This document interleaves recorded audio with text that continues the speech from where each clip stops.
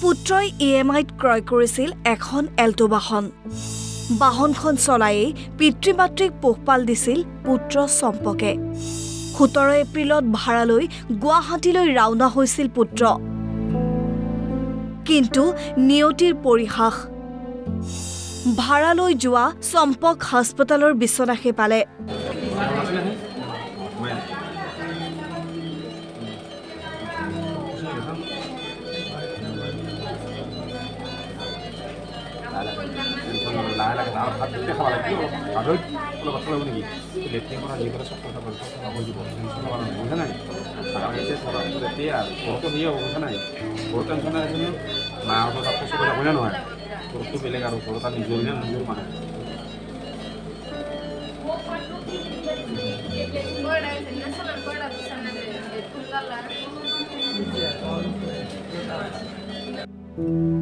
কেনেকৈ কি ঘটিল চম্পক কলিতাৰ সৈতে শুনক মাতৃৰ মুখেৰে।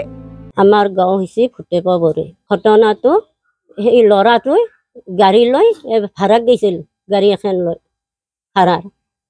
পাছত এই নলবাৰীত এক্সিডেণ্ট হৈছে। লেফ্ট চাইডতে ৰাখছিল গাড়ীখন। গাড়ীৰ পৰা নুমি লগৰ ল'ৰা দুটাই চাহ খাব ধৰিছিল, লগ ধৰিছিল। পাছত লগৰ ল'ৰা দুটা ক'লাক, মই ভাত খাই আহিছোঁ ঘৰৰ পৰা, মই চাহ খাব নাযাওঁ, যা তুহুন চাহ খাই আহ। পাছত সেই গাড়ীখন ৰাখি তাতে ফোন আহিছে, ফোন কৰিছে। হঠাৎ পিছফালৰ পৰা গাড়ী আহি ল'ৰাকো হৈ গৈছে, গাড়ীকো হৈ গৈছে, ল'ৰাই ক'বাই নোৱাৰে। এতিয়া হঠাৎ ল'ৰা এতিয়া বৰ্তমান অসুস্থ হৈ আছে। কসমো হস্পিটেল গণেশগুৰি তাতে আছে বৰ্তমান। এতিয়া আমাৰ হাতত একো উপায় নাই, আমি গৰীব মানুহ, ঘৰ দুৱাৰো সেই মাটি বেচবাক লগিও নাই। এতিয়া আমি মুখ্যমন্ত্ৰীৰ পৰা কি সহায় পাওঁ তাকে আমি আশা কৰি আছোঁ। মোৰ হাতত একোৱেই নাই, মাটি খুন্দা নাই এই ভেটিটোক বাদে। মই এতিয়া কি ৰাস্তা দেই সেইখিনি মুখ্যমন্ত্ৰীক মই ক্ষমা ভিক্ষা খুজিছোঁ।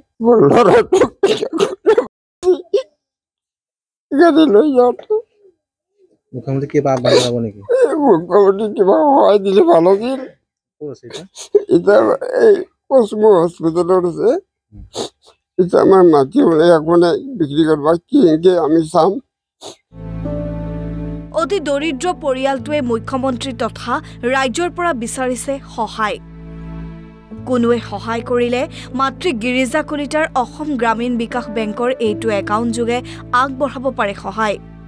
Girija Kalita account number 710026004241, IFSC code PUNBORRBAGB, Assam Gramin Vikash bank.